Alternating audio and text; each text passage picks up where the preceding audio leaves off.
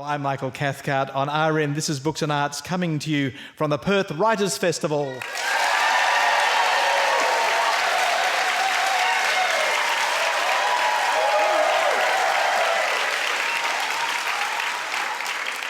No, I didn't prep that audience.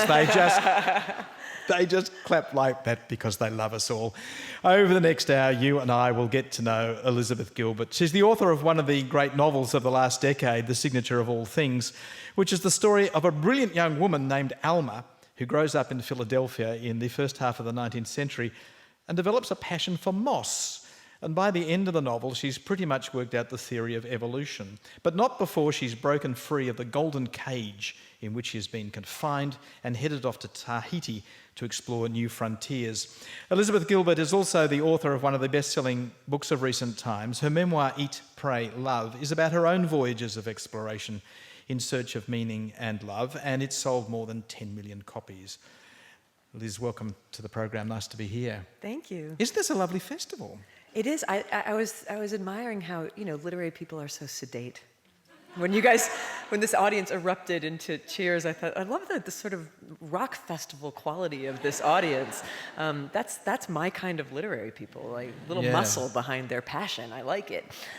And I just love the venue. This university campus is so beautiful, airy, and it's just a lovely place to be. Australia has a lot of space. I don't know if you've all noticed that. Yeah, there's no shortage of space. We're short of water, but we're not short of space. Let's talk about the book, The Signature of All Things. It's your sixth book, it's your second novel, and it tells the story of Alma Whittaker. I love this, born with the century. That is such a genius idea. In the winter of 1800 in Philadelphia. Can you just briefly recall this world that she's been born into? Sure. Alma is born into a young America, just recently independent, and she's born into people who are new Americans. Her father is a British immigrant. Her mother is a Dutch immigrant. Her father is all of her family are brilliant botanists. Her father is a botanical and pharmaceutical entrepreneur who was born into humble people in England and then went off on Cook's final journey as a sort of apprentice botanist, and then on his own discovered some of the most potent quinine in the world down in Peru, made a fortune out of it, and moved to America to become a magnate, really, and to sort of launch the pharmaceutical industry, which was in fact launched in Philadelphia around that time. And her mother is a brilliant, educated Dutch woman whose family runs the botanical gardens in Amsterdam. So she's born into this world that's both rough because it's the post-colonial sort of new and evolving city, and also intellectually incredibly sophisticated, and speaks and reads 5 languages by the age of 10, and is born steeped in plants. It's also a paradoxical world because, as you've explained, her father has this global reach. It's part of globalisation, the dawn of globalisation, you could argue, I think. But her own life, is so hemmed in. She has a very large, small life.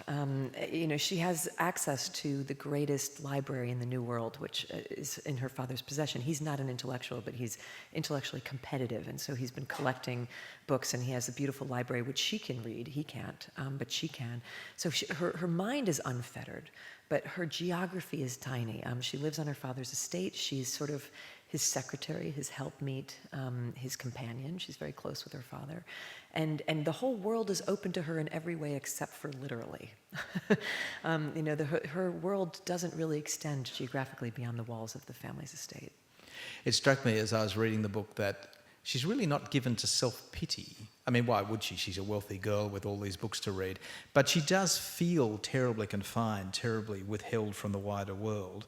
But it's not a book, or she doesn't have a mindset that constructs this as though this is a silencing of all women. It's not as if she's in solidarity with women. I guess what I'm saying to you, it's not actually a kind of feminist story you're telling. It's a stealth feminist novel.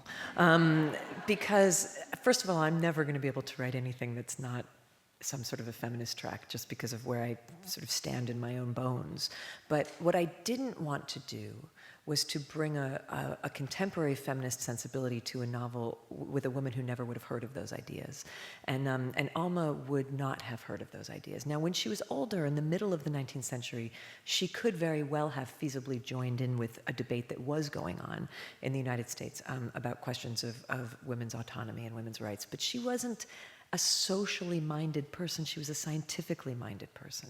And so I wanted her to have that sort of narrow, myopic view that a lot of scientific people have, where they're just so focused in on the thing that they're passionate about that they kind of, almost like on the spectrum, don't really notice what's going on in people's emotional lives around them or in society as a whole. So in that way, she's very much a pure scientist.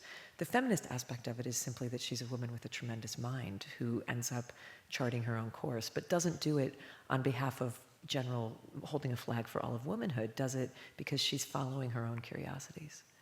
You draw a nice distinction between botany and polite botany. Would you talk to that? Yeah, I almost called the book Polite Botany because when I heard of polite botany, it made me laugh so hard. So the thing is that in the 19th century, and the reason that I chose botany to be Alma's, the sort of expression of her intellect, was that the only science that women could even a little bit participate in was botany, because flowers, plants, it was considered not entirely unfeminine. So chemistry was not open to women, and physics and mathematics and these sorts of things, but botany was somewhat. And in fact, they sort of dominated botany for the first half of the 19th century until science became more professionalized and more legitimized by university degrees, and men sort of took it over. And there was this very articulated fear that men had that there was a guy who was the president of London College who said when he took over his tenure, we have to rescue the noble science of botany from women because it's a science, so we can't let them do it. And in fact, up until that point, they'd been doing it quite well and had been making lots of contributions and publishing papers, and they were the best botanical illustrators, and they were really part of this. And so the way that men's delicate egos were protected around this was that what happened is that it got divided into two branches. There was botany, which is what men did, and there was polite botany, which is what women did. And polite botany was really no different from botany. It was just a way of making sure that you didn't accidentally think you were a legitimate scientist if you were a woman. And so Alma was a polite botanist in every way except for her. Now, it's an historical novel, and as I said, I think it's one of the great books of the last few years. I loved reading it. When I read a historical novel, I often find myself disoriented because I don't quite know what the truth claims are that are being made by this particular book. I really, because I'm a historian, I guess, I really like to know about the past. And if the book is sort of a bit made up, then I really don't know what I'm learning. I don't know what to file away as, oh, that's interesting. That's an interesting fact about that period. Yeah. Do you share that sense of being sometimes wrong-footed by historical fiction? Yeah, I understand your question, and it's a, we were just discussing Hilary Mantel, and I know that there are certain historians who really get their hackles up about her because where does she get off putting conversation in historical figures' mouths? It confuses people and muddies the water, and they don't like it, and it puts out wrong information, and they get fussy. I think a novel can do that. I think that's why it gets to be a novel, is that you can kind of do whatever you like. But what I wanted to do with this one was I did 3 years of research in order to make sure that everything in there was plausible, that even things that had not happened could have happened. And I didn't mess with, oh yes, I did mess with history, because I had Alfred Russel Wallace is the only character. Yeah, I kind of did mess with it. He shows up as an actual character in the book, goes on a trip he didn't actually go on to Holland and meets my Alma at the end of his life. But I like to think that they could have had that conversation. And the conversation that I put in his mouth came from his writings and came from what I knew to be his. I didn't put any opinions in his mouth that were not his own. And so I felt a sort of loyalty to him to make sure that I didn't make him say anything that I didn't think he would have said. Did you think through what your contract with the reader was as you were writing the book? The contract with the reader is that the highest contract is to delight, I think. So we begin with that. And so the amount of history that I put in there, and the amount of facts that I put in there, and the amount of science that I put in there, I've tried to have it be the right amount that it will convey what's going on without boring you. Because I don't think we should bore each other Yes. on purpose. I really try hard not to, and I know that sometimes in the arts, especially contemporarily, I think sometimes people forget that mandate, that the original mandate of the arts, I think, is to delight and to transport. So that's my first order of business. That comes first, and then everything else after. Some historians, I reckon, like to emphasise continuities with the past. They go to the past and they think, oh, they're so like us. Uh-huh. They cared for their children, they wanted... they wondered about death, they wanted fulfilment in life. And other people go to the past and think, oh gosh, they're so strange. The Victorians, they're obsessed with things we're not obsessed with. The Egyptians, wow, what a weird cosmology they had. Do you find yourself more like one or other of those? Do you find the past strange and interesting for those reasons? Or do you keep meeting people you recognise? I don't find people in the past to be any more familiar and more weird than people in the present, right? I think that's the essence of the strangeness of humanity. Even in this room, if I were to talk to any of you, there would be moments where I would think, wow, you and I have so much in common. This is a room of very strange people. And then, shortly on the heels of that, I would think, you are a space alien to me. Yeah. I have no idea how you are even functioning. We are so different. And that's the same now as then. I think for me, the intimacy that I discovered when I was doing the research was through reading letters. That's how those people became real to me. Because letters are such a gift, because it's the closest we can get to actually listening in on sort of a phone conversation where you can hear people's voices, especially super literate people in the 19th century who used the post the way we use email and who were sending out 60 letters a day through 4 posts a day. So you would get your morning mail and then you would respond and send something back in the afternoon mail, and they would respond, and you'd send something back in the evening mail. And those people, even when they were great, dignified people who were aware of their legacy, they didn't have time to be guarding their legacy in every word that they wrote in their letters. And so there's a vulnerability in which they reveal their anger, their frustration, their longing, how tired they are, their toothache, and you get the sense of that person in a really wonderful way. And I don't think I could have invented these characters had I not read so many letters. This is Books and Arts on RN. I'm Michael Cathcart, coming to you today from the Perth Writers' Festival, where my guest is the American author Elizabeth Gilbert, and we're talking about her most recent novel, The Signature of All Things. So these letters, where did you find them? They're everywhere. There's volumes and volumes and volumes, and I read Darwin's letters, and I read Alfred Russel Wallace's letters, and I read the letters of a lot of polite botanists. And but I also read, more widely searching, I read Abigail Adams' letters, and I read the letters of, there's one of the greatest resources that there is are at the Philadelphia Historical Society, the journals and letters of this just housewife, late 18th century, early 19th century housewife who lived in Germantown in Pennsylvania and who documented her life quite accurately and for 40 or 50 years. So, and wasn't a figure, wasn't a public figure, was just somebody who took the time every day to sort of write a couple words about what was going on. And she was just a treasure trove about what a average day would be like for somebody in this time. I think I'm probably the millionth person to go read her stuff, because anybody who writes about Philadelphia historically, right, has to find her, whose name I can now not remember. Now, there you are in the archive, or there you are reading all these books, and presumably you're taking notes. Now, the person who's doing historical research always faces this next problem. That is, all your notes are in the order that you read them. They're not in the order that they need to be for you to create a book. So the next thing you need to do is create some kind of machinery for organising your material so you can deploy it effectively for the book. Otherwise, you spend all your life going back through your notes trying to find out where you wrote, took the notes of that letter that was so brilliant but which you haven't seen for 3 years. So you presumably created some kind of machinery for organising your research. I have such a beautiful machine that was taught to me when I was 14 by my 9th grade social studies and Western civilization teacher, Mr. John Kisco, whose machine I have used ever since. I used it all through university. I've used it for every book I've ever written. It's shoeboxes and index cards, and it's such a beautiful system because you create subjects. So rather than things being in the order that you research them. As you're writing notes, you write them on your index card, and then you drop it into its subject heading, or into, if it's a novel, I have a little file for each character.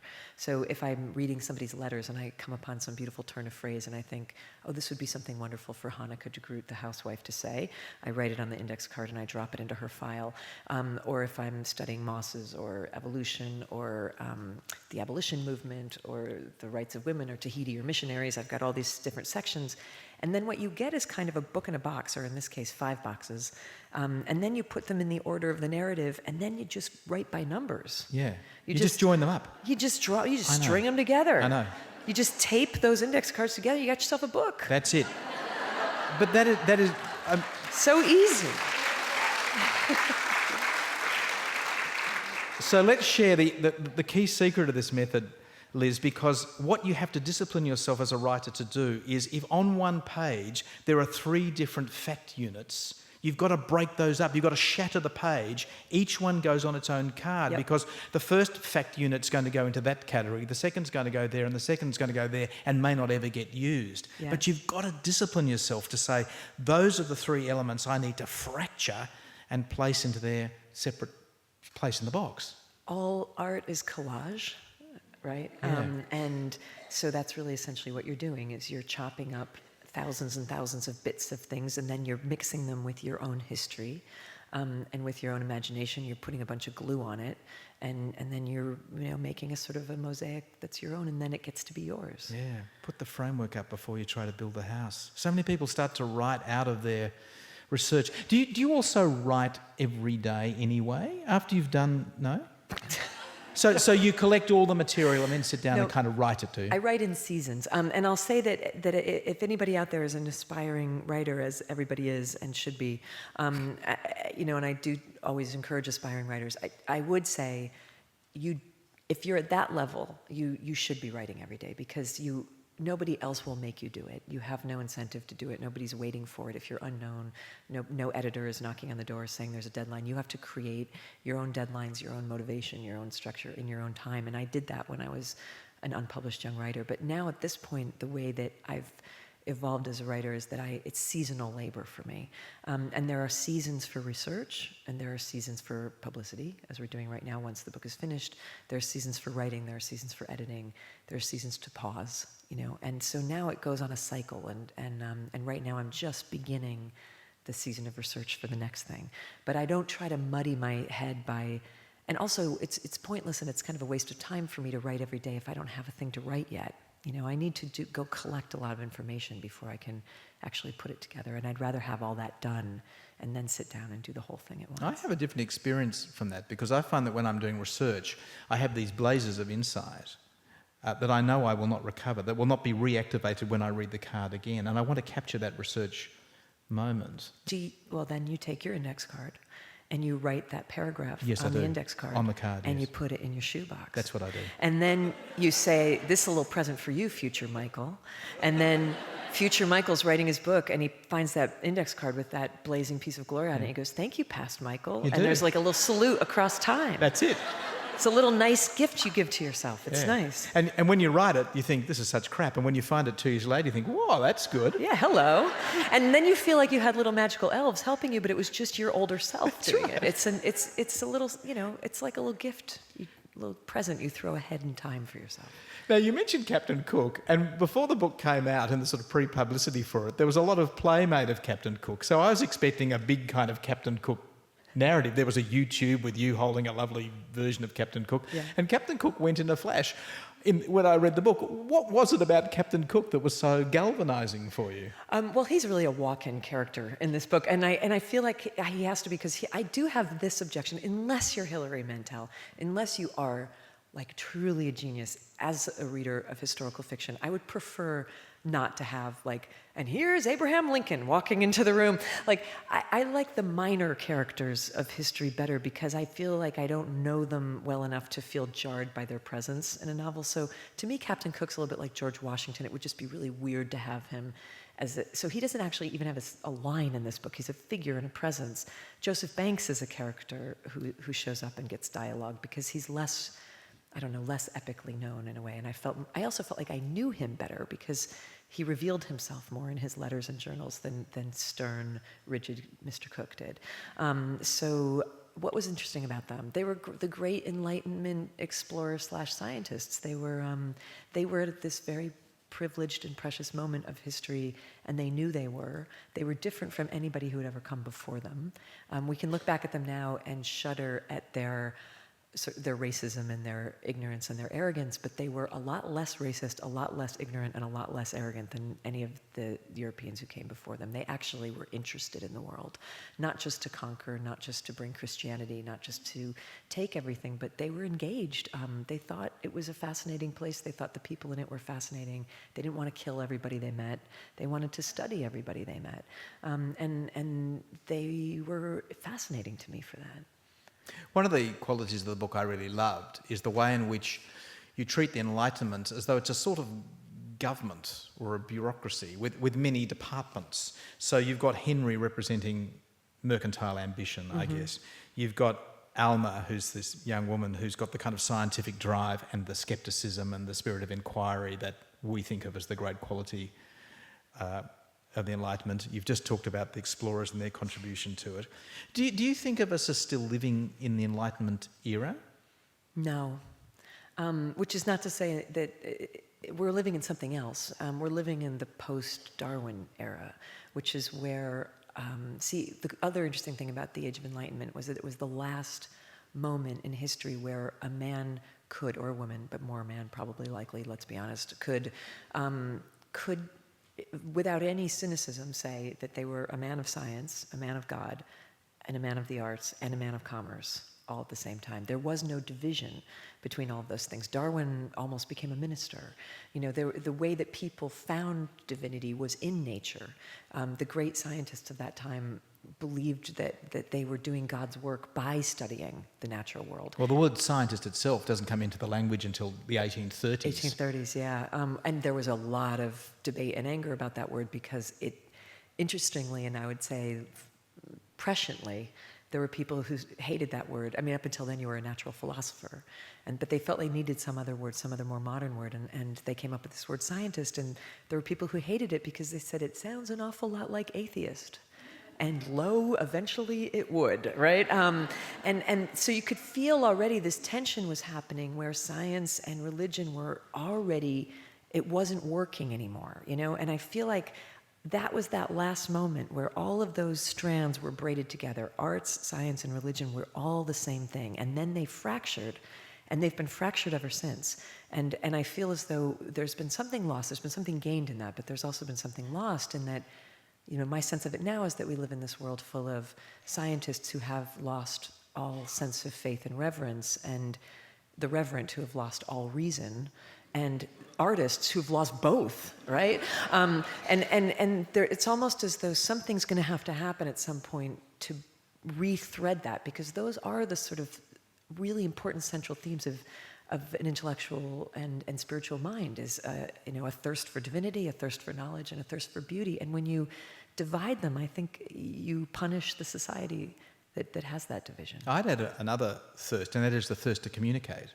Because it seems to me that over the last 100 years, many artists, especially artists who saw themselves as being in the artistic elite, didn't have a strong desire to communicate. The number of writers and artists I've spoken to over the years who've said, I don't think about my audience. Ugh. I think, well, why the hell not? I mean, they're going to buy your work. This idea that they're just going to overhear you enraptured in your own solipsistic genius, and then we'll get the kind of reverberations that came out of that intense encounter you're having. I think, oh, please, just... You can sit in your... You're like, keep it in your pants, buddy, please. Really, I mean, that's sort of what it feels like. You're like, and I think, not you, I just...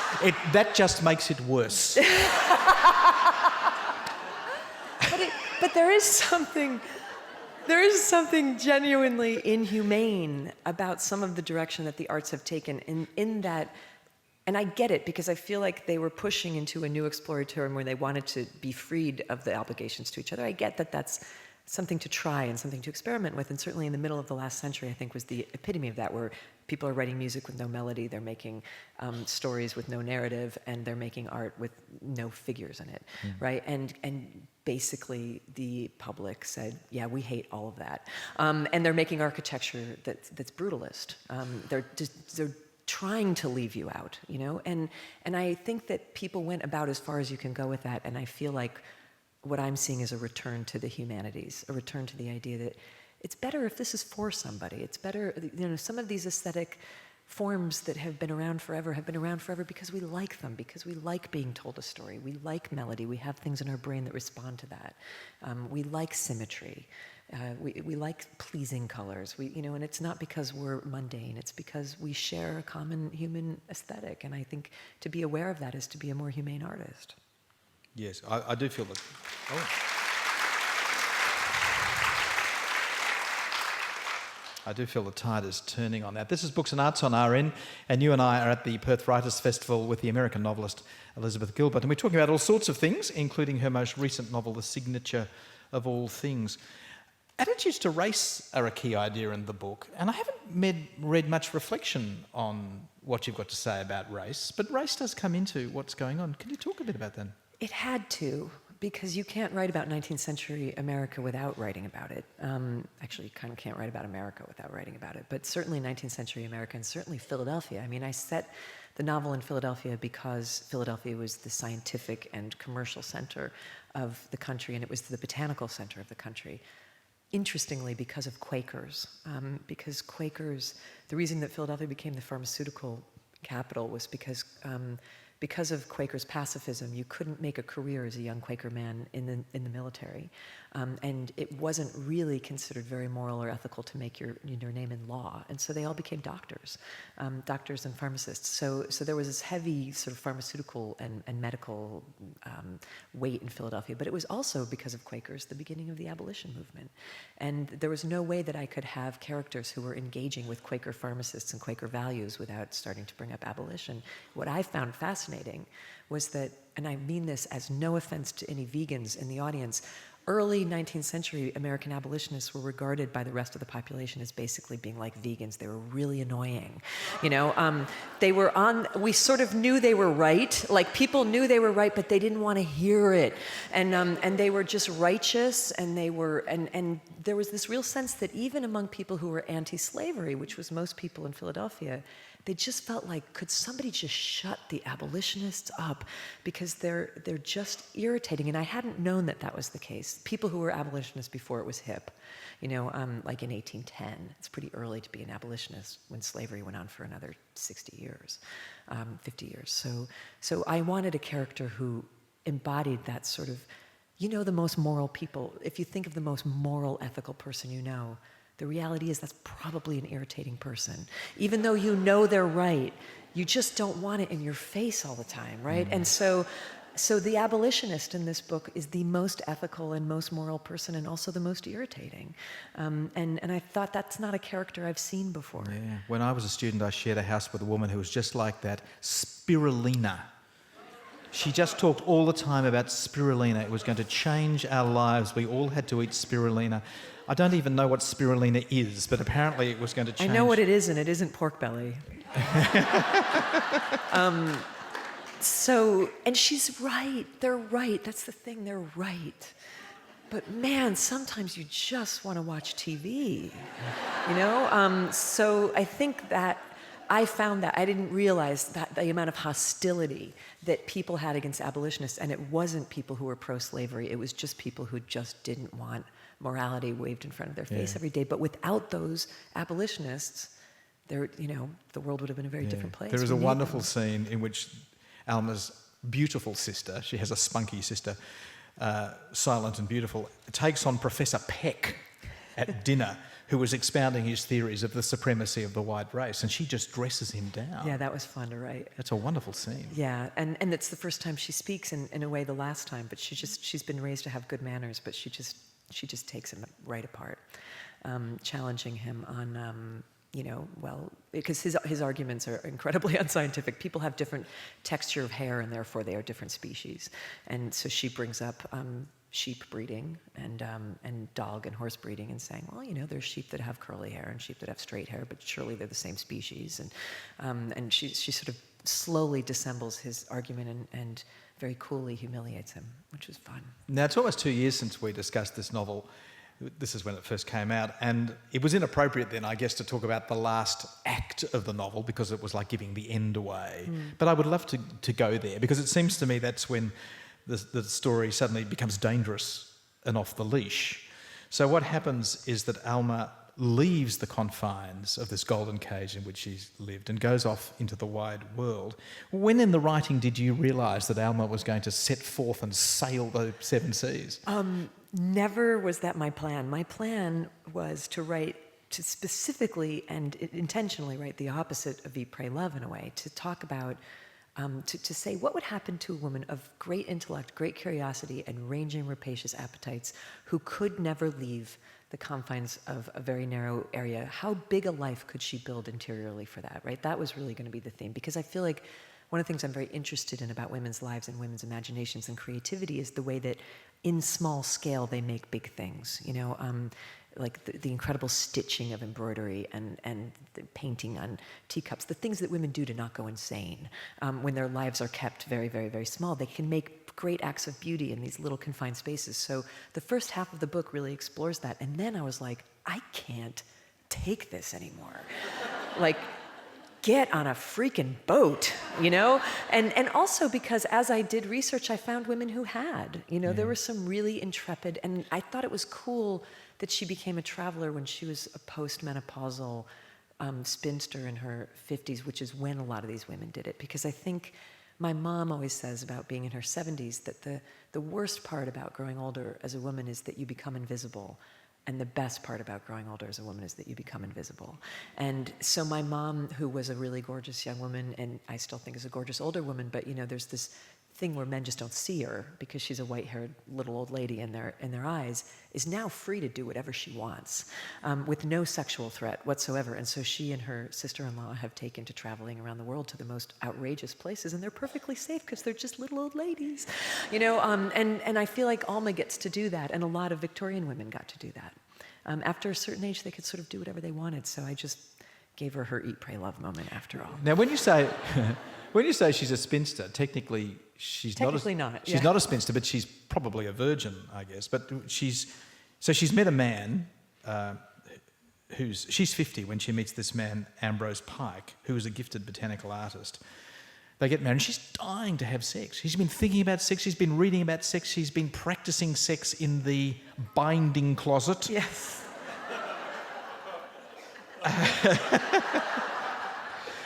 It's getting hot in here. I know. And when she finally gets into bed with this chap, he just rolls over and goes to sleep, and he explains that he just wants a spiritual He wants a mariage blanc. A mariage blanche, I guess is the right way. But a spirulina marriage. A spirulina marriage. And he, in one of the most terrible misunderstandings, and these are the things that just are so painful in people's lives, is that our lives are filled with terrible misunderstandings. He just assumes she wants the same, because he assumes that as a sort of homely older woman, she would probably love to be relieved of the burden of sexuality. She's been dying to have sex her whole life. And I also wanted in this book to explore female unrequited desire. I feel like that's something that we don't see a lot of in novels. There's a theme that runs throughout literature of a beautiful temptress, a female, beautiful sexualized woman who torments a man, right? Who he wants her and he can't have her. We see that in stories, and we see what that sort of torment does to a man, but we don't often see what that kind of torment does to a woman. And I know firsthand what it feels like to be rejected by somebody who you desire, and it's awful, and it's just a sinking, terrible, awful thing. And I didn't want to do that to her, but I also felt like she needed to have that happen in order to become the woman who she ultimately becomes. And I also wanted to write about female disappointment. One of the messages of this book, and indeed sort of that I've learned in life, is that women can endure a tremendous amount of disappointment. And novels about women tend to not know that. When you read 18th and 19th century novels about women, you would think that women all throw themselves under trains when something goes wrong, and most of us don't. Most of us kind of don't always get what we want, and we soldier on, and then the great power and fascination about women to me is the way that women take their disappointment and using some sort of alchemy, they turn it into power, they turn it into wisdom, they turn it into perspective, and they turn it into dignity. And Alma's dignity at the end of the book is, I think, her most striking characteristic. Yeah. So Ambrose Spike, she sends him off, actually. She has the power now. She chucks him out. Over the estate. Not just chucks him out, but sends him to Tahiti. Sends him to the other side of the world. No hell like a woman scorned.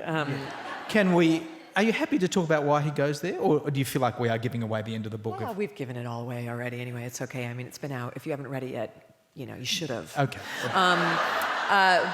Okay, so what happens is she gets, to cut a long story short, she gets a case. He's died. She gets a case, which is his stuff. And in it, there are these drawings, which are clearly erotic drawings of an islander, of a black homosexual erotic drawings. And so interracial homosexual erotic drawings.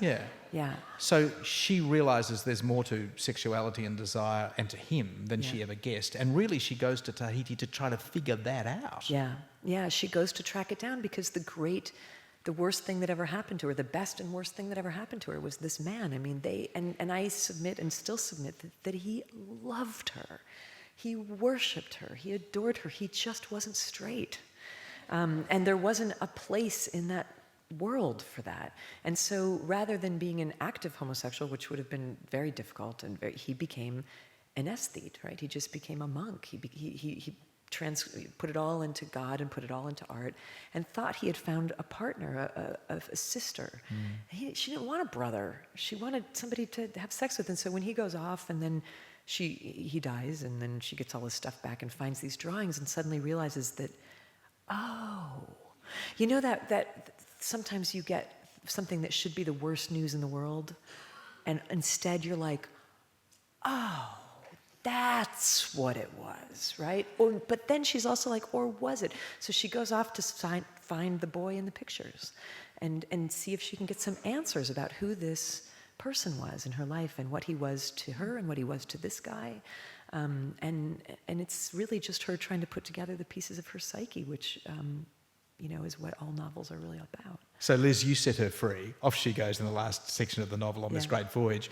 And of course, in some ways, we're back in Eat, Pray, Love territory. Is there some way in which for all this novel, after all, she's been sort of confined?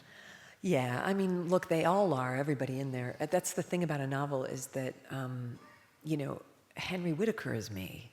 In some ways more than Alma, like his ambition and his drive and his eagerness to conquer in a way is something that I know and feel. And Hanneke de Groot is me and my mother, her, the maid with her pragmatism and her discipline, and Retta Snow is certainly me, and Ambrose is me, the spiritual aspect of him.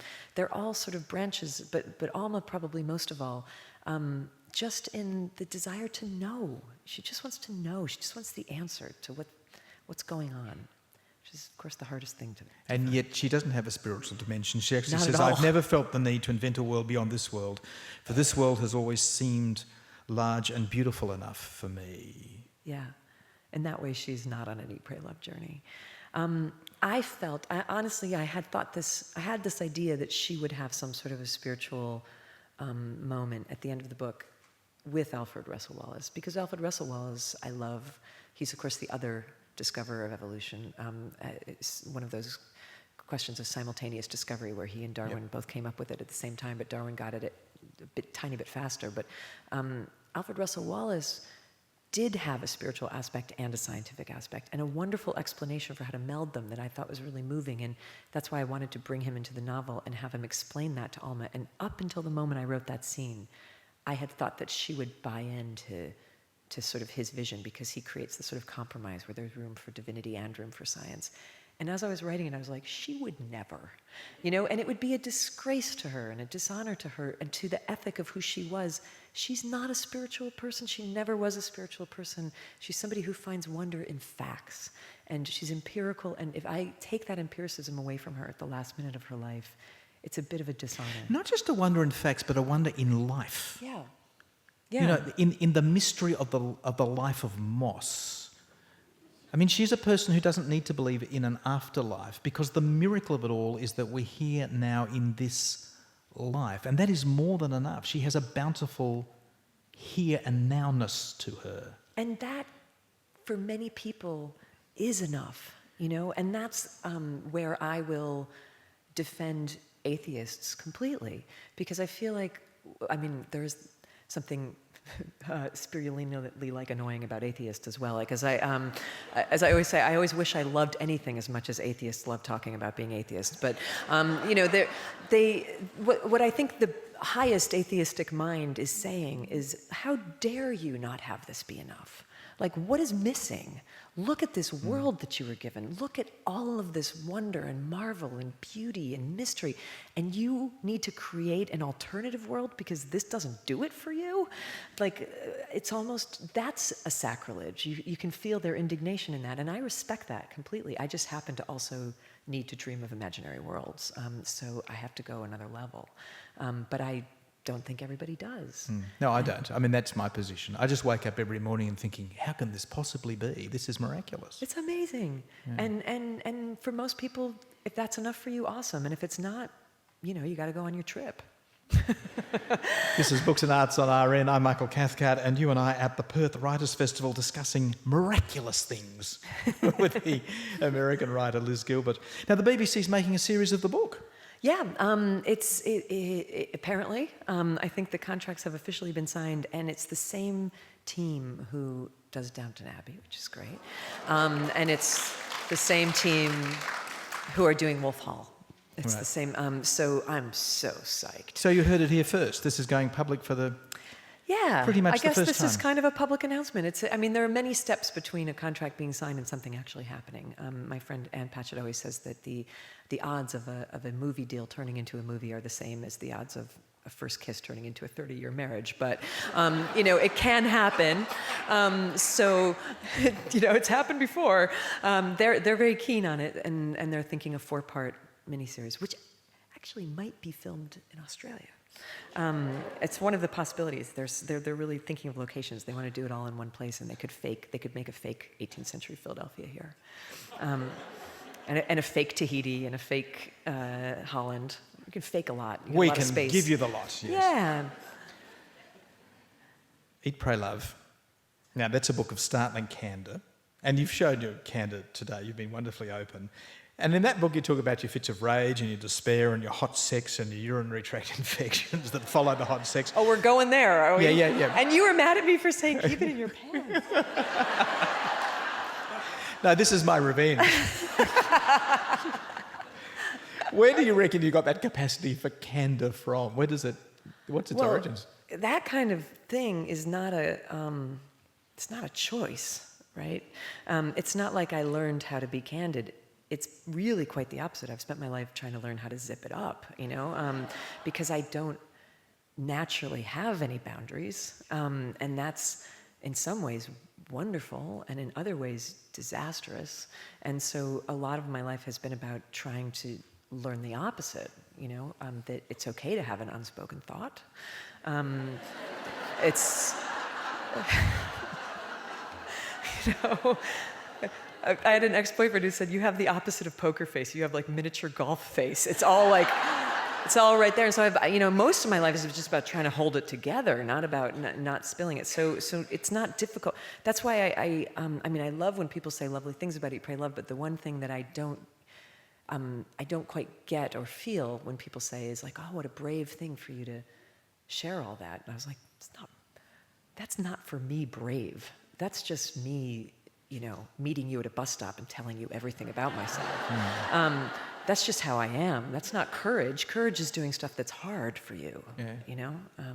So you have this mega success. I mean, more success than you could possibly ever have dreamed you were going to have with this book that's basically your sort of travel journal, and it just turns into this cult thing, and deservedly so. And then you write a sequel to it, which, you know, is a sort of conspicuous failure, really. I think we can agree that, I have the statistics because they make me laugh. I think Committed sold 1/1000th of the copies of Eat, Pray, Love. Now, to be fair, it outsold by tons anything that came before Eat, Pray, Love, right? It's just that Eat, Pray, Love was such an outlier, you know, such a black swan that what could you do? Like, how are you going to do that? You can't do that again, you know? and for me, what felt very important as somebody who values her sanity and values her work was the only response after Eat, Pray, Love was to, as quickly as possible, throw something out there. Just break the spell, get it done, whatever it's going to be. You can't, I'm not going to be able to please the people who loved Eat, Pray, Love because it's not going to be Eat, Pray, Love because I can't do that again. And I'm not going to be able to please the many people who hated it because anything I did would just be a reminder that I exist and they don't want me to. And so you can't win, in which case you also kind of can't lose, right? I mean, that's the great thing about not being able to win is that means there's no stakes. There's nothing, just do something. Right. Just do something. And what will happen is that then my feeling on the day that Committed was published was, okay, everybody, let's just all get it out of our system now, right? Like, here's the thing, just chew on it. Everyone who needs to, whatever pent-up resentment or love or fear or whatever you've got about me and about Eat, Pray, Love, here's something for you to take it out on, and then we can all move on, right? So it wasn't tough for you that it didn't have the mega success that the first book had had? No, that wasn't tough for me. Writing it was tough because I felt there was so much static in the atmosphere, right? I had never written with so much attention on me before, so that part was hard. Publishing it was easy because the day that it was published was like one of the most liberating days of my life because I was like, well, I just did the hardest homework assignment of my life. I'm done. Everything after this is easy. And I had zero expectations about what it was going to do. I mean, the great thing about how outrageously successful Eat, Pray, Love was is that it couldn't be competed with, and so there's two ways to respond to that, which is to just fold up shop and never make anything again, or just make whatever you want, so the Signature of All Things is in many ways a celebration of the great expansive freedom and liberation I felt after Committed had broken the spell of Eat, Pray, Love, because I felt like, well, now there's no stakes. Nobody's expecting anything from me at this point, or people have already made up their minds, so just do what you want. So it's been kind of fun ever since then. There's something very beautiful and very mysterious, actually, about the fact that you just described Eat, Pray, Love as a black swan. Can you unpack what that expression means to you? I'm just on a little thin ice here because I might think it means something that it doesn't mean, but No. doesn't it mean an outlier? And doesn't it also mean an evolutionary, freakish? Yeah, it means something that can't possibly be. Yeah. Now, we are... And you have them here, We right? are not only that, Liz, but we are meeting on the shores of the Swan River, Right. which is the first place where Europeans in the 1600s saw the black swan. And said this cannot be. So Captain de Vlaming, this is right, isn't it? Captain de Vlaming comes into that very river in 1600 and something. Does anyone know the actual year? How disgraceful that the people of Perth do not know the actual year. For shame, In he Australia. comes, and he sees for the first time this impossible sight, Right. a river covered with black swans. And that's why he names got a that little river in Dutch Swan River. It's the first act of European naming for this continent. Right. And for a concept Yeah. of something that cannot be but is. And And we're in a university that stands on the shores of That's so a cool. river, on the banks of a river, that is the encounter of the European with that which should be impossible but which is not. right. Which is also, if you want to get really meta, a pretty good description of life itself. It cannot be and it is. And that's what Alma's all about, and that's what the arts are all about. Everything is a black swan. What do we do? What are any of us doing here? It's weird. But I think we get used to the miraculous. I think despair begins when the miraculous becomes mundane. And the miraculous becomes mundane when you forget that there is no mundane, that it's all a miracle, it's all a mystery, it's all very deeply, deeply odd, and deeply, deeply fascinating. Now, you didn't emerge fully formed as a writer with Eat, Pray, Love. You'd been writing for a long time, and you're writing long-form journalism in New York very successfully. And the famous fact about you is that you wrote an article for GQ magazine about your experiences working in a pretty raunchy bar on the Lower East Side, which eventually became the basis for a hugely enjoyable movie called Coyote Ugly. And I don't want to brag, but that's me. In preparation for meeting you at this conversation, I went down to my video store and asked the guy if he had Coyote Ugly, and he said, "Mate, it's very shallow." because he knows I'm deep. I usually want the arty things. Did he think like Fellini? You thought it was a Fellini film or something? I mean, he didn't strike me as that deep, the guy who runs the video store. So I thought, wow.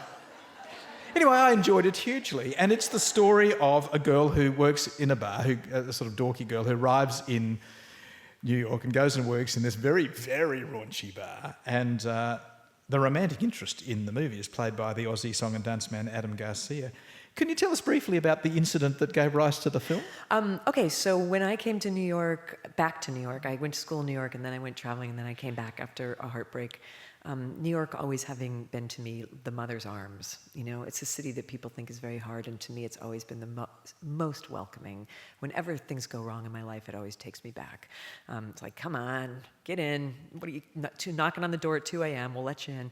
So I got a job working at this skanky bar called the Coyote Ugly Saloon on the Lower East Side, and I loved it. I worked there for about a year and a half. There was just the one of them. It was a lot grosser than the bar in the movie. It was a place with only female bartenders and really only male customers. It was about an inch away from being a strip joint, but it wasn't. It was sort of a good time honky-tonk dance on the bar. When the guys would get in too close, we would pour Bacardi 151 down the bar and set it on fire. To keep ourselves safe. It's an odd thing to do. Strikes me saying that this is maybe a hostile work environment, but it was fun, and it was a great joyful time of my life. It was a libertine time of my life. And then I went on to do other things, and eventually when I was writing for GQ, I wrote a little memoir piece about what that was like being somebody working in that place. You know, I'm kicking myself that we didn't get a really pumpy track onto the sound system here and say, come on, Liz, to wind up, show us some of your moves. You got it. I am not the greatest dancer, but I mean, my role at that bar was always sort of the ironic. I danced on the bar, but ironically. That would have really come across. You know, sort of like... You know, we all know I can't do this, but I'm doing it. I was the black swan on the bar, but it was fun and it was liberating. It was a really important part of my life, and you know, I think there's a place in our lives where you should have seasons of abandon, and that was one of them for me.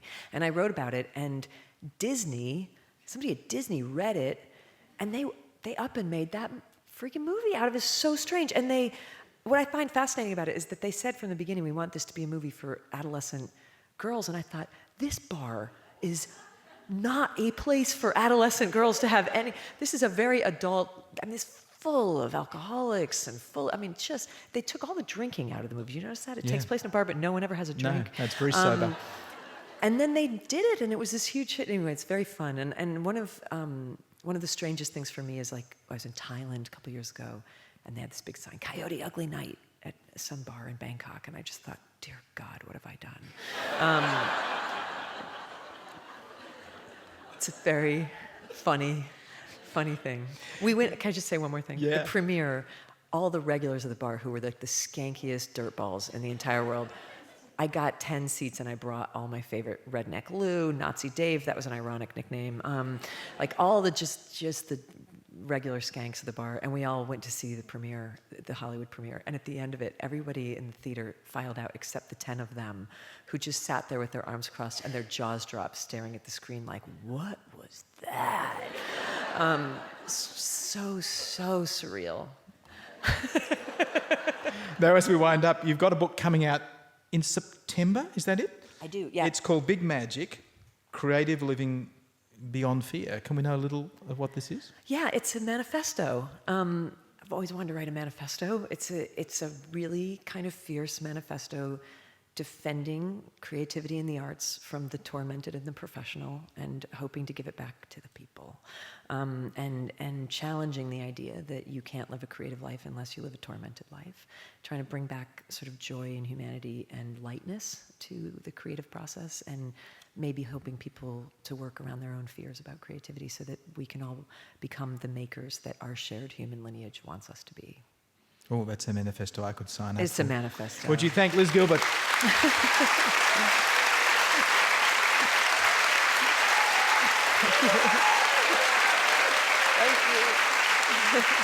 you.